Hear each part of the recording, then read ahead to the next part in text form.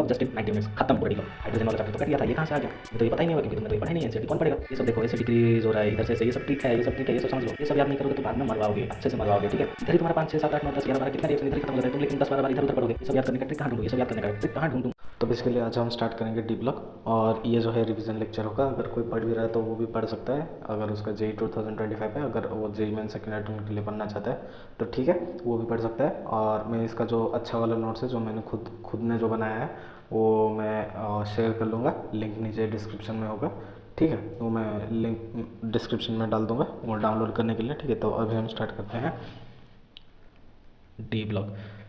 इसे D block basically बोला क्यों जाता है, क्योंकि इसका जो लास्ट इलेक्ट्रॉन है वो डी सब शेल में जाकर चला जाता है, ठीक है। फिर आता है क्या, इसका जनरल कॉन्फ़िगरेशन वो है n-1d 1 to 10 ns 1 से 2, ठीक है। इसमें होते हैं 4 पीरियड्स और एंड 10 ग्रुप्स, थर्ड बी से लेकर सेकंड बी तक, ठीक है। फिर इसके 4 पीरियड्स को बोलते हैं 3D series, 4D series, 5D series और 6D सीरीज़। जनरल जो होते हैं सब कॉन्फ़िगरेशन, फिर वो हो गया melting point, character, ionization, enthalpy, radius, वो सब हम इन तीनों का पढ़ेंगे। इसको बोलते हैं फर्स्ट ट्रांजिशन सीरीज़, ये है सेकंड ट्रांजिशन सीरीज़ और ये है थर्ड ट्रांजिशन सीरीज़, ठीक है। इसको ऐसे भी इसके लिए सब पढ़ेंगे, लेकिन पूरा जो डिटेल स्टडी करेंगे वो होगा 3D के बारे में, ठीक है। ये हो गया हमारा जो जनरल होता है। अभी स्टार्ट करते हैं, वो है 3D सीरीज़। 3D सीरीज़ में कौन कौन होते हैं, scandium, titanium, vanadium, chromium, manganese, iron, cobalt, nickel, copper, zinc, ठीक है। अभी इसको क्लासीफाई कैसे करते हैं, इसको क्लासीफाई करते हैं, ये है थर्ड बी, ये है फोर्थ बी, ये है फिफ्थ बी, सिक्स्थ बी, ये है सेवेंथ बी, और ये तीन को बोला जाता है एट्थ बी, और ये है फर्स्ट ए, और ये है फर्स्ट बी, ये है सेकंड बी, ठीक है। अभी इनका पूरा नामकरण कर लेते हैं। इसका मैं बेसिकली जो ट्रिक होता है वो मैं एक वीडियो करके यही प्लेलिस्ट में डाल दूंगा, ठीक है। वो मैं जो ट्रिक है वो सब इधर बता दूंगा, ठीक है। उसके लिए टेंशन मत लो, वो तुमको मिल जाएगा बेसिकली, ठीक है। उसके लिए टेंशन अभी से लेने की कोई ज़रूरत नहीं है। अगर तुम्हें कहीं और से भी मिल रहा है तो वो तुम कर सकते हो, ठीक है। इसके मन तेरा रे, फिर रूठे ओसामा, क्यों राधा इतराई, नहीं पढ़ोगे पिटोगे, ये तो याद ही रहा होगा, क्यों आज आऊँ, ये तो याद रह जाता है लास्ट वाला, जिंक, कैडमियम, मर्क्यूरी, ठीक है। डी ब्लॉक का पोजीशन कैसे होता है, ये होता है एस ब्लॉक, ये होता है पी ब्लॉक, ये होता है एफ ब्लॉक, इधर जो होता है ये होता है डी ब्लॉक। इनको ट्रांजिशन मेटल्स के नाम में भी जाना जाता है, लेकिन सब ट्रांजिशन मेटल होते हैं इन तीनों को छोड़कर सब ट्रांजिशन मेटल के कैटेगरी में आ जाता है, ठीक।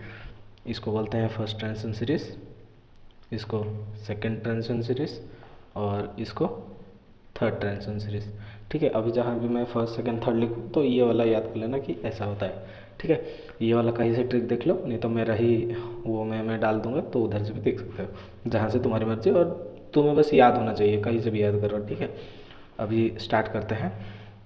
जैसे कि पहले हमने बोला जिंक, कैडमियम और mercury, zinc, cadmium, mercury transition metals नहीं होते, ठीक है। क्यों नहीं होते, due to fulfilled d orbital in both ground state and excited state. Ground state जैसे जिंक का क्या होता है 3d10 4s2, कैडमियम का क्या होता है 4d10 5s2, और मर्क्यूरी का 5d10 6s2। ये तो ग्राउंड स्टेट में फुलफिल्ड होते हैं। जब ये इनका एक्साइटेड स्टेट में भी आता है तो ये s वाला इलेक्ट्रॉन चला जाता है, फिर भी ये सब मतलब फुलफिल्ड ही रहता है। अभी तुम बोलोगे कि कॉपर का भी तो डी फुलफिल्ड रहता है, लेकिन इसका जो 4s वाला ऑर्बिटल होता है ये खाली होता है, और इसके मतलब क्या बोलते हैं उसको, इसके जो एक्साइटेड स्टेट होते हैं जैसे कि Cu+2 ले लो, तो उधर 3D 9 हो जाता है। तो इसका तो एक्साइटेड स्टेट में मतलब फुलफिल्ड तो नहीं है ना, इनका जैसे है ये तो कलर दिखाते हैं ना, इसीलिए कॉपर को मतलब नहीं बोलते कि वो ट्रांजिशन मेटल नहीं है, वो ट्रांजिशन मेटल है। ठीक है, अभी हम पढ़ते हैं जनरल। जैसे पहला वाला हमारा आएगा एटॉमिक रेडियस। पहले ये वाले का याद रखो, scandium, titanium, vanadium, chromium, manganese, iron, nickel, cobalt, nickel, copper, zinc. ठीक है, अब क्या होता है, इधर से मैंगनीज तक रेडियस इंक्रीज होता है, इधर से इधर रेडियस अप्रोक्सीमेटली सेम होता है, इधर से इधर रेडियस इंक्रीज होता है। ठीक है, अभी और एक देखो, ये तो हो गया खाली 3D सीरीज़ का। ठीक है, और 4D और 5D में ऐसे पढ़ने का कुछ ये नहीं है क्योंकि वो हमारे कोर्स में नहीं है। ठीक है, अभी आता है first transition series, second transition series और थर्ड ट्रांजिशन सीरीज़। इनके बीच में अब हम देखेंगे कि कौन कितना है। ठीक है, किसका रेडियस किससे ज़्यादा है किससे कम है वो सब देखेंगे। तो इधर जो मैं बोल रहा हूँ, इधर सुनो, इधर F ब्लॉक के एलिमेंट आ जाने स्टार्ट हो जाते हैं, इधर से लैंथेनम के बाद से F ब्लॉक के एलिमेंट आने जो स्टार्ट हो जाते हैं, इधर लगता है एक्टिनाइड कॉन्ट्रैक्शन। ठीक है, जैसे D कॉन्ट्रैक्शन होता है स्कैंडेड इफेक्ट, तो वो वाला ऐसे इधर F कॉन्ट्रैक्शन होता है। ठीक है, F कॉन्ट्रैक्शन की वजह से F का क्या है, पुअर शील्डिंग। अगर पुअर शील्डिंग हुआ तो Z इफेक्ट क्या होगा, वो इंक्रीज होगा। अगर Z इफेक्ट इंक्रीज हुआ तो रेडियस क्या होगा, डिक्रीज होगा। तो इधर क्या होता है, इधर से इधर तो जाने तक रेडियस इंक्रीज होता है, लेकिन जब सेकेंड से थर्ड जाते हैं तो क्या होता है ना, हमारा Z इफेक्ट इंक्रीज कर जाता है ड्यू टू लैंथेनॉइड कॉन्ट्रैक्शन। ठीक है, तो इधर हालांकि होना क्या चाहिए, बढ़ना चाहिए, मतलब बढ़ना चाहिए, लेकिन इसके वजह से कम हो रहा है, तो ये अप्रोक्सीमेटली न्यूट्रलाइज करके ये दोनों का इक्वल होता है। ठीक है, ये हो जाता है हमारा जो होता है एटॉमिक रेडियस का। अभी सेकंड में हमारा आता है आयनाइजेशन एनर्जी। आयनाइजेशन एनर्जी में क्या होता है, इसमें एक्सेप्शन होते हैं। ठीक है, जैसे कि याद कर लो T, V, C, N। T को अलग याद रखो, ये तीन को अलग याद रखो। T, V, C, N का मतलब क्या है, टाइटेनियम, वैनेडियम, क्रोमियम और ये है निकेल। ठीक है, अभी वैनेडियम के नीचे नीचे कौन आता है, NbTA। क्रोमियम के नीचे मोलिब्डेनम, टंगस्टन। निकेल के नीचे पैलेडियम, प्लैटिनम। इसके नीचे जिरकोनियम, हॉफनियम। तो ये तो हो गया एक्सेप्शन। तो इसके पहले उसका कॉन्सेप्ट पढ़ लेते हैं, फिर जाके इसका एक्सेप्शन देख लेंगे कि वो क्या कर रहा है क्या नहीं कर रहा है। ठीक है, अभी आयनाइजेशन एनर्जी क्या होता है, इधर से इधर जो जाते हैं रेडियस अप्रोक्सीमेटली इक्वल रहता है, लेकिन इसका तो Z इफेक्ट तो ज़्यादा बढ़ जाता है ना। अगर Z इफेक्ट ज़्यादा हो गया, रेडियस कम हो गया, ठीक है, इधर से इधर जाते वक्त, तो इधर सेकेंड ट्रांजिशन स्टेट का जो Z इफेक्ट है वो लेस है थर्ड ट्रांजिशन स्टेट का Z इफेक्ट से। तो अब इधर क्या होता है, और रेडियस तो अप्रोक्सीमेटली इक्वली होते हैं, तो आयनाइजेशन एनर्जी किसका ज़्यादा होगा, जिसका Z इफेक्ट इधर ज़्यादा होगा, क्योंकि रेडियस तो इधर कांस्टेंट है। तो थर्ड ट्रांजिशन सीरीज का सेकेंड ट्रांजिशन सीरीज से Z इफेक्ट ज़्यादा होता है। ठीक है, तो general, in general first greater than second greater than third, third आगे आ जाता है। ठीक है, due to high Z effect. ये तो होता है जनरल। जनरली हमारा जो रहता है वो ये होता है कि 3 ग्रेटर देन 1 2। ये तुम वैसे मीन्स का वो जो वाटर में कुछ होता है ना एक्वस में, उसका जो ऑर्डर देखते हैं, तो वैसा ही कुछ समझ लो। ठीक है, अभी क्या होता है, टाइटेनियम, जिरकोनियम, हॉफनियम, इसमें ऐसे होता है और इसमें ऐसे होता है। ठीक है, ये तीन को एक साथ याद रख लो, इसको एक साथ याद रख लो। कैसे, T, V, C, N। C से क्रोमियम, N से निकेल, V से वैनेडियम, T से टाइटेनियम। ठीक है, ये तो याद रख लोगे। फिर इसके बाद मैं तुम्हें क्वेश्चन पूछता हूँ।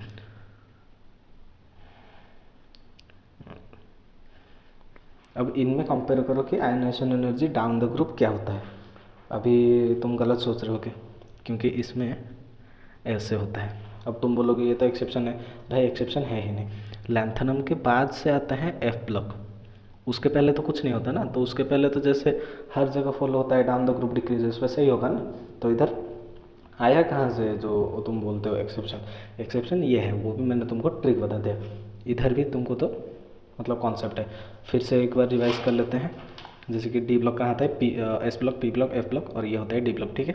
लास्ट इलेक्ट्रॉन डी सब सेल में घुसता है, उसका general electronic configuration n-1 D 1 to 10 ns1 से 2, 4 पीरियड होते हैं, 10 ग्रुप होते हैं, थर्ड बी से सेकंड बी, और ऐसे डिवाइड होते हैं 3 4 5 6 7 8 में 3 ग्रुप्स आ जाते हैं, ठीक है। फिर फर्स्ट है first B, zinc, cadmium, mercury, इनको ट्रांजिशन मेटल नहीं किया जाता, कहा जाता है, क्योंकि उनका मतलब क्या बोलते हैं, डी ऑर्बिटल हमेशा ही फुलफिल्ड रहता है, ठीक है। फिर एटॉमिक रेडियस, स्कैंडियम से मैंगनीज जाने तक इंक्रीज होता है, और सॉरी ये डिक्रीज होता है, ठीक है। फिर आयरन से निकल तक इक्वल रहता है, कॉपर से जिंक तक इंक्रीज होता है। अभी नॉर्मली फिर फर्स्ट से सेकंड और सेकंड से थर्ड ट्रांजिशन सीरीज में ये क्यों इक्वल आता है, क्योंकि उसका जेड इफेक्ट बढ़ जाता है, इसलिए रेडियस कम जाता है, तो ये इक्वलिटी साइन आ जाता है। आयनाइजेशन एनर्जी में in general 3 greater than 1 greater than 2, क्यों? ड्यू टू लैंथेनॉइड कॉन्ट्रैक्शन, ठीक है। 3 एक्सेप्शन है, T V C N, titanium, vanadium, chromium, nickel. नहीं पढ़ोगे पिटोगे। क्रोमियम, मोलिब्डेन, टंगस्टन, ये याद होना चाहिए क्योंकि इसका और 2-3 है, ठीक है। और ये सब याद करने का ट्रिक मैं बता दूंगा, ठीक है। फिर थर्ड में आता है हमारा मेटालिक कैरेक्टर। मेटालिक कैरेक्टर में क्या होता है, ऑल आर, ये तो सब मेटल्स तो होते हैं, ट्रांजिशन मेटल्स, ट्रांजिशन एलिमेंट्स, जो भी बोल सकते हो, ठीक है। All are good conductor of heat and electricity, ठीक है। All are good conductor of heat and electricity. फिर क्या होता है, फोर्थ में आता है डेंसिटी।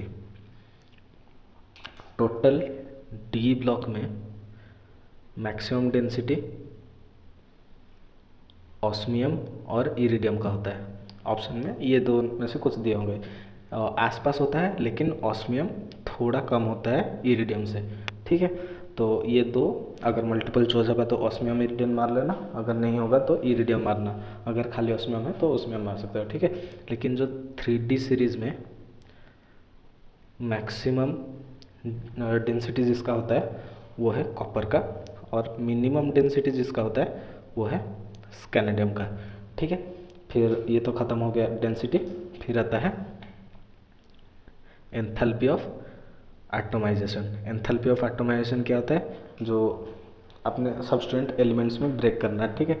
वो तो पता ही होगा, जैसे H2 को 2H में ब्रेक कर लेंगे, एंथैल्पी ऑफ जितना H निकलेगा वो है एंथैल्पी ऑफ एटोमाइजेशन, ठीक है।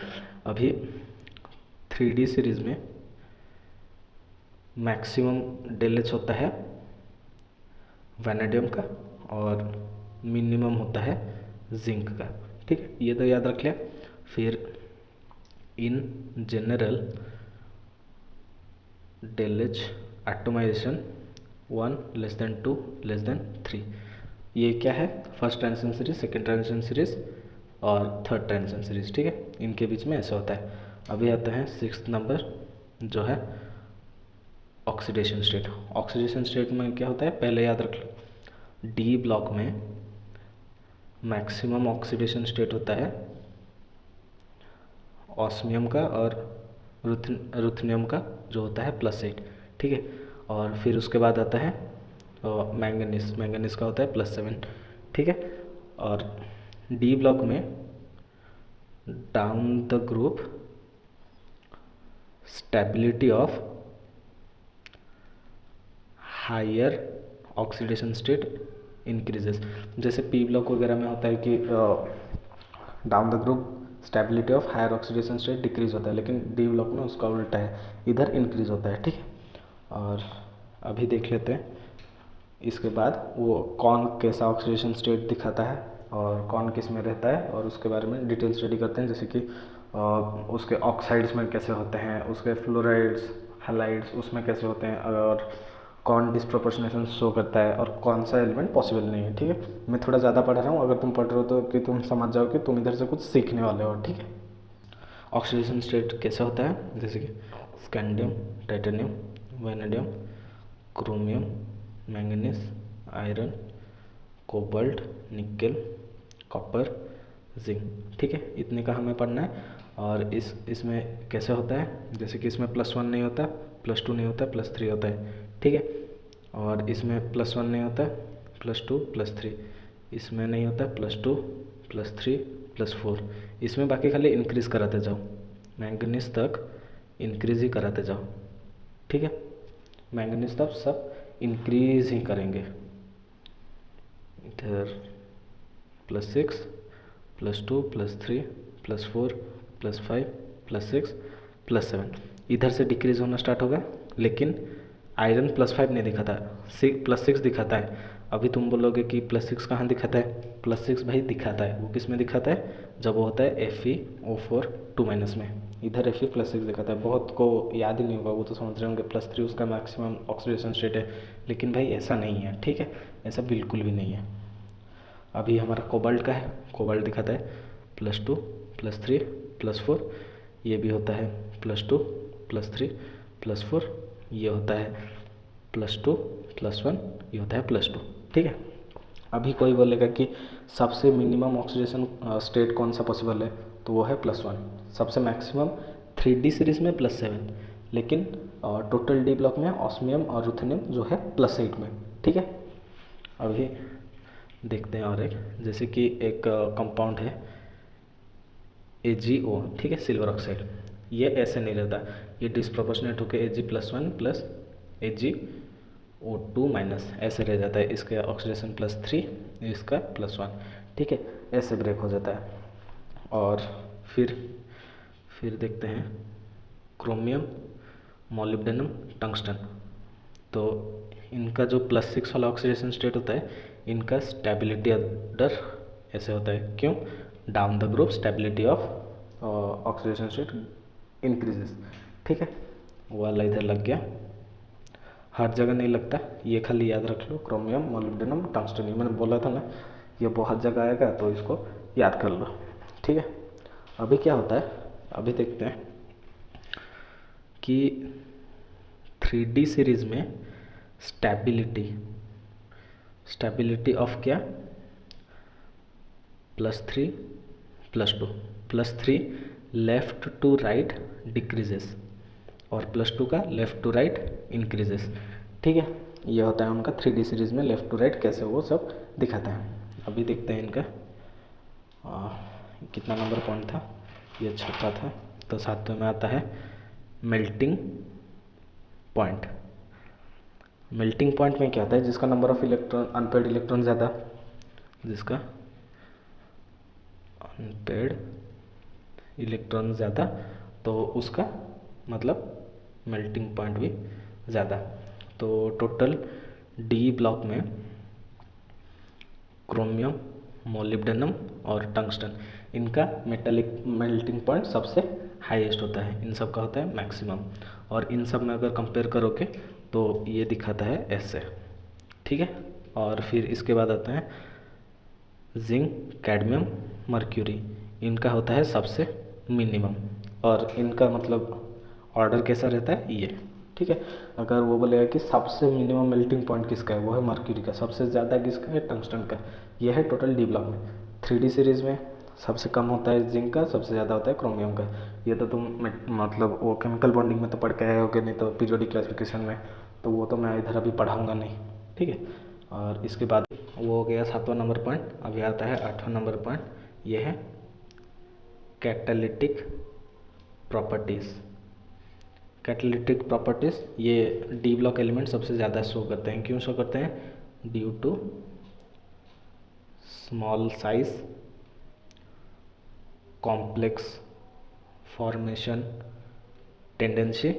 फिर थर्ड वाला होता है वेरिएबल ऑक्सीडेशन स्टेट, और सरफेस एरिया ज़्यादा होता है, इसीलिए ये कैटालिटिक प्रॉपर्टीज़ दिखाते हैं। ठीक है, अभी हम क्या करते हैं ना, अभी जितने सारे भी कैटलिस्ट तुम D ब्लॉक में पढ़े हो वो सब एक ही जगह में इकट्ठा कर लेते हैं। ठीक है, ताकि तुम 10 जगह ना भटको, अगर कहीं डायरेक्ट क्वेश्चन आ जाए, वैसे भी तो इनऑर्गेनिक से डायरेक्ट ही उठता है, तो वो सब तुम्हें याद हो जाए। ठीक है, तो पहला वाला हम कैटलिस्ट लेंगे TiCl4 + AlEt3, इसको बोलते हैं जिगलर नाटा कैटलिस्ट। डेली 10-15 बार पढ़ो या फिर 10-15 दिन डेली डेली पढ़ो तो ये याद हो जाएंगे, या फिर एग्ज़ाम से एक दिन पहले रट लो, ठीक है। V2O5 ये यूज़ होता है कॉन्टैक्ट प्रोसेस। ये प्रोसेस का नाम मतलब याद रख लेना, ठीक है। जैसे इसको बोलते हैं जिगलर नाटक लिस्ट, ये कॉन्टैक्ट प्रोसेस में यूज़ होता है। कॉन्टैक्ट प्रोसेस में क्या होता है, SO2 से SO3 बनाते टाइम V2O5 यूज़ किया जाता है, ठीक है। अभी थर्ड वाला आता है हमारा MnO2। ये यूज़ होता है decomposition of KClO3 to oxygen, ठीक है। फिर फोर्थ वाला आता है आयरन। ये यूज़ होता है हैबर-बॉस्क प्रोसेस। हैबर-बॉस्क प्रोसेस क्या होता है, ये सब NCERT में है इसीलिए पढ़ा रहा हूँ, NCERT पढ़ने का ज़रूरत ना हो इसीलिए, ठीक है। तो इसीलिए मैं पढ़ा रहा हूँ। हैबर-बॉस्क प्रोसेस में क्या होता है, जैसे N2 + 3H2 gives rise to NH3 2NH3।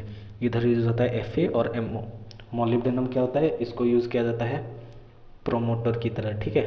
मतलब अगर मॉलिब्डेनम नहीं लेंगे तो हाई टेम्परेचर एंड प्रेशर दिया जाता है, लेकिन अगर मॉलिब्डेनम ले जाएंगे तो वो वाला थोड़ा कम पड़ता है, ठीक है।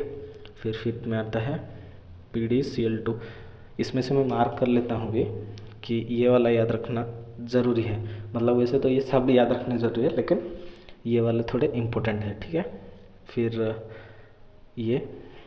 फिर इसके बाद एक साथ पढ़ा के उधर मार्क कर लूँगा कौन कौन से पढ़ने में इम्पोर्टेंट है, और मैं वही मतलब नोट्स में भी वो करके लिख लूँगा, ठीक है। तो टेंशन लेने का ज़रूरत नहीं है, ठीक है। अभी PdCl2 किधर यूज़ होता है, वाकर्स प्रोसेस। जिधर नाम आ जाए ना समझ लो कि वो इम्पोर्टेंट है ही है, ठीक है। वाकर्स प्रोसेस में कैसे यूज़ होता है, C2H4 + H2O + PdCl2। ये यूज़ होता है, इसको एल्डिहाइड में कन्वर्ट कर लेता है, और PD + HCl, ठीक है। ये होता है वाकर्स प्रोसेस, ठीक है। ये तो तुम पढ़े होगे, लेकिन फिर भी मैं इधर बता रहा हूँ ताकि तुमको मतलब याद आ जाए कि हाँ इधर पढ़े तो ज़्यादा जल्दी याद आ जाए, ठीक है। प्लैटिनम ऑक्साइड ये यूज़ होता है एडम्स कैटलिस्ट फॉर रिडक्शन के लिए। ये मतलब एडम्स कैटलिस्ट ये यूज़ होता है, ठीक है। इसको भी अंडरलाइन कर लो, एडम्स कैटलिस्ट, ठीक है। और सेवेंथ खाली प्लैटिनम, ये पहले मतलब V2O5 के पहले यूज़ होता था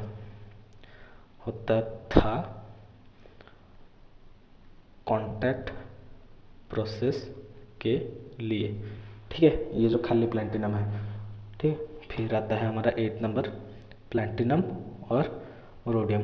तो ये यूज़ होता है ऑस्टवाल्ड प्रोसेस के लिए। ऑस्टवाल्ड प्रोसेस किसके लिए यूज़ होता है, फॉर फॉर्मेशन ऑफ HNO3। इसका एक जो स्टेप होता है जहाँ पर NH3 को NO में कन्वर्ट किया जाता है, उधर यूज़ होता है PTRH, ठीक है। फिर आता है कॉपर यूज़ होता है डायरेक्ट प्रोसेस में फॉर मैन्युफैक्चर ऑफ सिलिकॉन्स। ये सब P ब्लॉक का है, लेकिन मैं इधर पढ़ा रहा हूँ ताकि तुमको एक जगह पर याद रह जाए, दूसरी जगह पर ना भटकना पड़े, ठीक है। 10th पे आता है CuCl2। ये यूज़ होता है डेकॉन्स प्रोसेस। 11th में आता है निकल, इसको रान्ने निकल भी बोला जाता है, इसका याद करने का कोई ज़रूरत नहीं है, ठीक है। और FeSO4 + H2O2 ये यूज़ होता है फेंटॉन्स रिएजेंट, मतलब इसको बोलते हैं फेंटॉन्स रिएजेंट। ये सब तो पूछ सकता है ना तुम्हें नाम, फेंटॉन्स रिएजेंट, तो ये हो गया हमारे लिए इम्पोर्टेंट।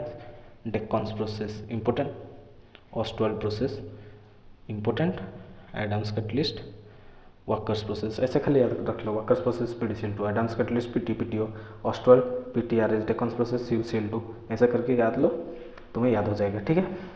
और ये तो ख़त्म हो गया हमारा कैटालिटिक बिहेवियर, ठीक है इनका। और ये हमारा नाइन्थ वाला आता है इंटरस्टिशियल कंपाउंड्स, ठीक है। इंटरस्टिशियल कंपाउंड्स कैसे, जैसे कि ये होता है जैसे होता है एक स्ट्रक्चर ना ऐसे ऐसे होता है, ठीक है, ऐसे ऐसे ऐसे, ठीक है। तो इनके बीच में देख रहे हो तुम, खुद से बना उधर दिखेगा ये गैप, ये गैप इनको बोला जाता है वॉइड्स, ठीक है, इंटरस्टिशियल वॉइड्स, ठीक है, इनको बोला जाता है इंटरस्टिशियल वॉइड्स। इधर boron, carbon, nitrogen, hydrogen trap हो सकता है। तो इंटरस्टिशियल कंपाउंड्स में क्या होते हैं, वो सब ट्रैप कर लेते हैं और इंटरस्टिशियल कंपाउंड्स फॉर्म कर लेते हैं, ठीक है। फॉर एग्जांपल कौन कौन फॉर्म करता है, वो है, फॉर एग्जांपल वो लोग हैं आयरन, कोबाल्ट, निकल, प्लैटिनम, ठीक है, ये सब यूज़ होते हैं और बाकी सब भी यूज़ होते हैं। अगर कहीं ऑप्शन में दिखे सब डी ब्लॉक के हाँ और एक ब्लॉक का हो तो उसे टिक मार लेना कि वो इंटरस्टिशियल कंपाउंड फॉर्म नहीं करता। अगर इनमें से कोई दिया गया है तो इनमें से मार लेना, ठीक है। अभी इनका तो ये इंटरस्टिशियल कंपाउंड्स अभी देखते हैं इनका मतलब कैरेक्टरिस्टिक्स टाइप का, ठीक है। जैसे कि एक होता है प्योर और एक होता है इंटरस्टिशियल। पहले कंपेयर करते हैं हार्डनेस, कौन ज़्यादा हार्ड होगा, जिसमें ट्रैप होकर बैठे हैं कि जिसमें नहीं है। ऑब्वियसली जिसमें ट्रैप होकर बैठे हैं तो उसमें ज़्यादा ही ये होगा, ठीक है, तो इसका ज़्यादा होता है। अभी मेल्टिंग पॉइंट, जो ज़्यादा हार्ड है उसको उतना मतलब डिफ़िकल्टी से गर्म होगा तो किसका मेल्टिंग पॉइंट ज़्यादा होगा, इंटरस्टिशियल का, ठीक है। अभी डेंसिटी, उधर मास जितना था उससे तो ज़्यादा इधर ट्रैप हो ज़्यादा है लेकिन वॉल्यूम तो सेम रह रहा है तो किसका डेंसिटी ज़्यादा होगा, इसका। लेकिन दोनों जो होते हैं डक्टिलिटी एंड मालिएबिलिटी क्या होता है, अगर मतलब जैसे गोल्ड को पीट पीट के हम पूरा फ्लैट थिन ये पेपर के जैसे बना सकते हैं, वो होता है मालिएबिलिटी, ठीक है। अभी आता है हमारा डक्टिलिटी होता है जैसे कि कॉपर को हम खींच खींच के एक लंबा वायर बना सकते हैं, वो होता है डक्टिलिटी, ठीक है, वो प्योर का ज़्यादा होता है, ठीक है। और 10th में हमारा आता है कॉम्प्लेक्स फॉर्मेशन टेंडेंसी।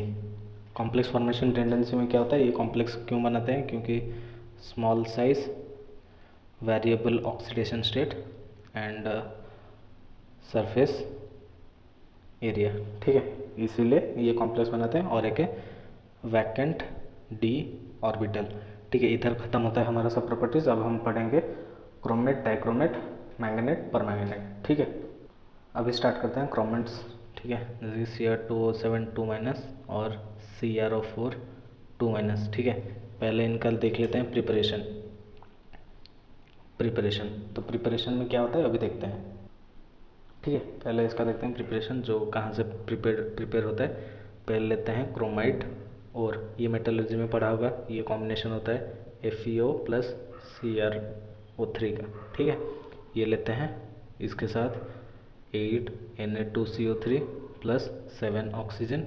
इसको जब हम क्या करते हैं ना, इसको जब हम इसमें 1000 डिग्री सेल्सियस में और एयर की प्रेजेंस में छोड़ देते हैं तो ये कन्वर्ट हो जाता है Na2CrO4, ठीक है। इसमें से CrO4 2- तो बन गया और इसमें फॉर्म होता है Fe2O3 जो होता है रेड ब्राउन का प्रेसिपिटेट और कार्बन डाइऑक्साइड रिलीज होता है, ठीक है। कार्बन डाइऑक्साइड के बारे में हमने तो सॉल्ट एनालिसिस में बहुत अच्छे से तो पढ़ा ही था, ठीक है।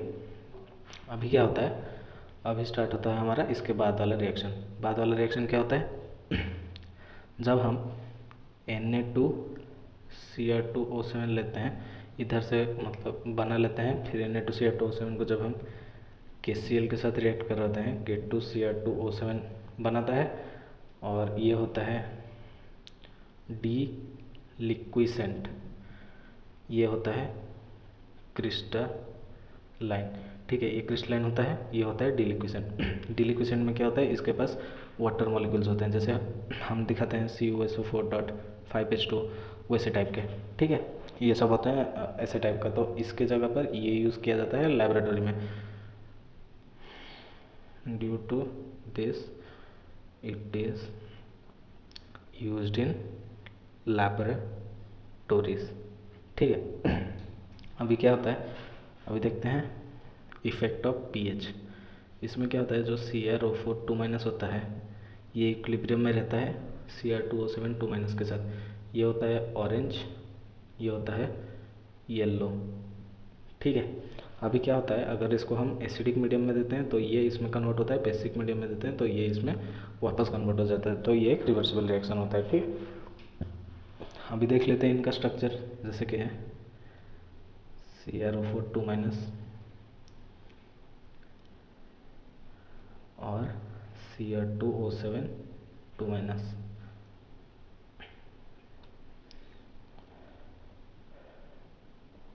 ठीक है, इनका मतलब D3S का होता है हाइब्रिडाइजेशन, इसका भी D3S का हाइब्रिडाइजेशन होता है। ये ऑरेंज कलर का, ये येलो कलर का होता है, ये ऑरेंज कलर का होता है। ठीक है, अभी क्या होता है ना, इनमें कलर कैसे आता है ये लिगेंड है, लिगेंड के पास चार्ज है, इसके पास पॉजिटिव चार्ज है। ठीक है, पॉजिटिव चार्ज इंटेंसिटी ज़्यादा है, तो अभी क्या होता है, ये इसको देता है, फिर इसका तो डिक्रीज हो गया ऑक्सीडेशन स्टेट, लेकिन हमें क्या पता है ऑक्सीडेशन स्टेट हाईएस्ट वाला स्टेबल होता है डी ब्लॉक में, तो ये फिर से इसको देता है, इसको बोलते हैं charge ligand to metal charge transfer. ठीक है, due to this colour arises. ठीक है, और CrO4 2- के जितने सब वो होते हैं मतलब कंपाउंड्स, वो सब होते हैं येलो कलर के, एक्सेप्ट Ag2CrO4 और Hg2CrO4, ये होते हैं रेड कलर के। ठीक है, इतना याद हो गया, ये ख़त्म हो जाता है और हमारा क्रोमेट पहले होता है प्रिपरेशन, फिर K2CrO7 में कन्वर्ट करते हैं। क्यों कन्वर्ट करते हैं, ये डिक्यूलेसेंट होता है, ये क्रिस्टलाइन होता है, इसमें वाटर होता है, तो इसका कॉन्सेंट्रेशन हमेशा चेंज हो जाता है, तो पता नहीं चलता क्योंकि इसमें वाटर होता है, इसमें नहीं होता है, इसलिए इसको लेबोरेटरी में यूज़ करते हैं। एसिडिक मीडियम में yellow to orange, basic medium में ऑरेंज टू येलो कन्वर्ट होता है, फिर इनका हाइब्रिडेशन D3S होता है, कलर आता है ligand to metal charge transfer की वजह से। ठीक है, CrO4 2- येलो कलर के होते हैं, लेकिन Hg+ और Hg2CrO4 के रेड कलर में होते हैं। ठीक है, इसके बाद स्टार्ट करते हैं हमारा MnO4 2- होता है मैंगनीज। ठीक है, अभी आता है हमारा MnO4 2-। ठीक है, MnO4 2- में क्या होता है, पहले इसका प्रिपरेशन देख लेते हैं। ये प्रिपेयर होता है MnO2 से, इसको जब हम बेसिक मीडियम, ठीक है, और थोड़ा टेम्परेचर दे देते हैं और एयर की प्रेजेंस में, तो ये कन्वर्ट हो जाता है MnO4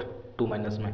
ठीक है, दूसरा वाला, जब हम MnO2 को O2 या फिर KNO3 या फिर KClO3, ये तो पढ़ा था, और KClO3 O2 में डिकम्पोज हो जाता है, ये भी ऑक्सीजन देता है और ये भी ऑक्सीजन, तो ये बेसिकली ऑक्सीडाइजिंग एजेंट है। ठीक है, तो ऑक्सीडाइजिंग एजेंट के साथ ये अपना मतलब मैक्सिमम ऑक्सीडेशन रीच कर लेता है। +7 तो नहीं हो सकता क्योंकि इसका तो 2 सब है ऑक्सीडाइज जब होगा। ठीक है, तो इसलिए MnO3 प्रोड्यूस होता है। ठीक है, अभी इसमें भी हम देखते हैं इफेक्ट ऑफ pH। इसमें क्या होता है, जो हमारा MnO4- होता है, ये क्या होता है ना, एसिडिक मीडियम में Mn+2 में कन्वर्ट हो जाता है, जो कि होता है कलरलेस। ठीक है, और न्यूट्रल मीडियम में MnO2 और Mn+4 में कन्वर्ट हो जाता है, जो होता है ब्राउन कलर का। ठीक है, और अगर बेसिक मीडियम होता है, तो ये इधर भी देखा था, बेसिक मीडियम में MnO4 2- में कन्वर्ट होता है, और ये होता है ग्रीन कलर का।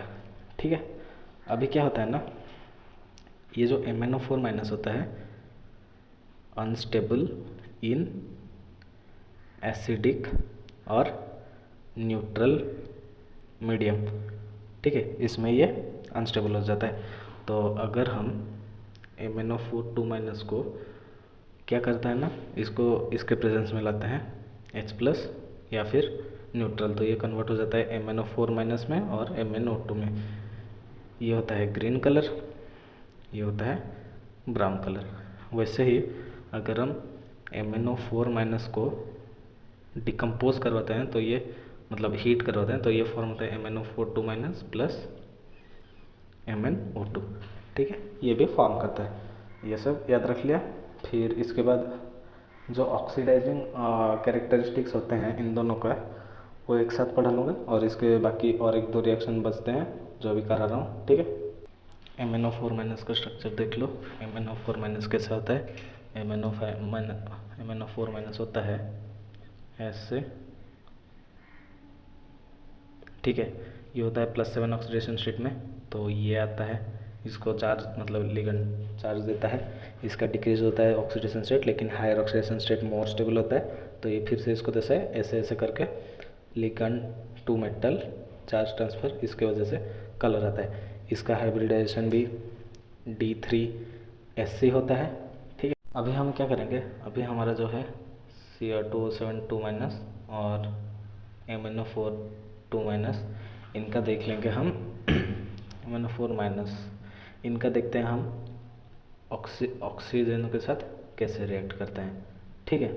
ये सब हम अभी देखेंगे, तो ये सब देखना, ठीक है। जैसे होता है, अगर सोच लो एक साथ करवा रहा हूँ, ठीक है।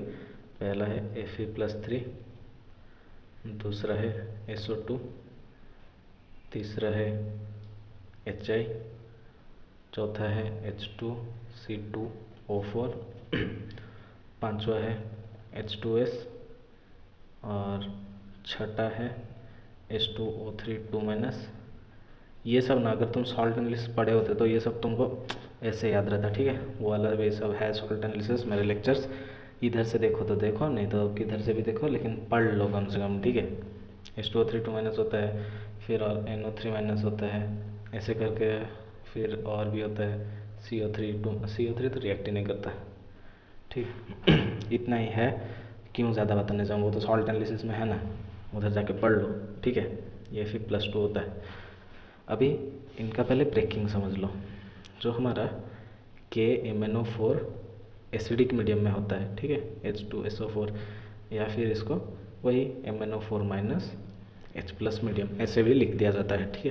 किसी से ही पहचानना सीखो।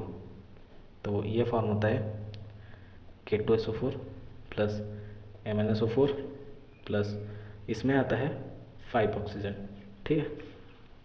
और हमारा जो K2Cr2O7 होता है, इसमें वाटर भी निकलता है। ये सब बैलेंस करके लिख लेना, ठीक है। ऑक्सीजन को ऐसे ही रखना 5 ऑक्सीजन, इसके बाद ये सबको बैलेंस करना, ये 5 ऑक्सीजन रहेगा, ठीक है। ये सब याद करने के लिए है। ये सब होते हैं नेसेंट ऑक्सीजन, जो यूज़ होते हैं ऑक्सीडाइज करने में दूसरों को, ठीक है। तो K2Cr2O7 प्लस H2SO4, इसको ऐसे भी लिख सकता है Cr2O7 2- in acidic medium, dichromate in acidic medium, ठीक है। Cr2SO4 whole 3 plus K2SO4 plus 3 oxygen इधर निकलता है और वाटर इधर भी निकलता है, ठीक है। इधर 3 ऑक्सीजन, इधर 5 ऑक्सीजन, इधर याद कर लो, ठीक है। अभी क्या होता है, H2C2O4 इधर से देख लो, Fe2+ कन्वर्ट होता है Fe+3 में, SO2 कन्वर्ट होता है SO3, और इसको ऐसे भी ना दिखाकर इसको बोला जाता है SO4 2-। Hi कन्वर्ट होता है I2+ H2O, ये बेसिकली ऑक्सीडाइज होता है, ठीक है। ये भी ऑक्सीडाइज हुआ, ये भी ऑक्सीडाइज हुआ, +2 से +3 आया, ये SO2 से SO3 आया, इधर +4 था, इधर +6 है, इधर भी +6 है, I इधर माइनस में था, और इधर तो H+ में ही था, I- I2 में कन्वर्ट हो रहा है। C2O4 CO2, इधर इसका ऑक्सीडेशन स्टेट कितना था, इधर इसका ऑक्सीडेशन स्टेट था, कैसे कैसे देखेंगे, C2O4 OH, इसका ऑक्सीडेशन स्टेट पहले कितना था, +3, ठीक है। ऐसे करके होता था। तो इधर +3 से CO2 में क्या होता है, +4, तो +3 से +4 आया, ऑक्सीडाइज हुआ। इधर H2S कन्वर्ट होता है सल्फर प्रेसिपिटेट में, तो ये 2- में था, अभी 0 में आया, ऑक्सीडाइज हुआ। H2O3 2-, ये ऑक्सीडाइज होता है SO4 2- प्लस S, इसको ऐसे न दिखाकर SO2 भी बोल सकता है SO4 की जगह, NO2- NO3- में कन्वर्ट होता है, ठीक है। ये दोनों के लिए होता है, Cr2O7 2- और MnO4- के लिए। ये सब सॉल्ट एनालिसिस में वैसे भी मिल जाएगा, ठीक है। इधर हमारा ख़त्म होता है मैंगनीज की तरफ, मतलब सब खत्म हो जाता है। अभी आता है इसका जो है कंपाउंड्स, वो सब कंपाउंड्स हम इसके बाद वाला वीडियो जो है उसमें डाल दूँगा, ठीक है। इधर तक तुम्हारा फुल रिवीजन हो गया होगा, टाइम वेस्ट मत करो, पढ़ाई करो। All the best for JEE mains, ठीक है। जिधर भी पढ़ रहे हो JEE mains, JEE advanced, same तो ही है, इससे ज़्यादा क्या ही होगा, ठीक है। All the best.